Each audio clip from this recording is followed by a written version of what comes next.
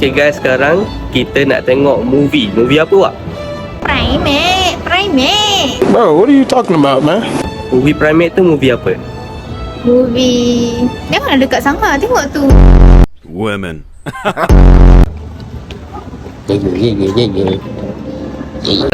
Awak yang beli tiket ni kan, apa awak tahu tentang Primate?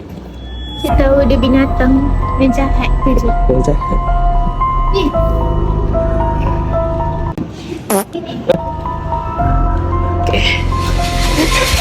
Kita orang baru selesai menonton movie Primate.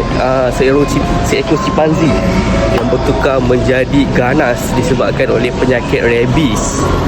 Seram tak seram Wak? Seram. Saya rasa macam sebelah saya ni pun dah jadi chimpanzee juga. Ni menggana-ganas sebelah saya.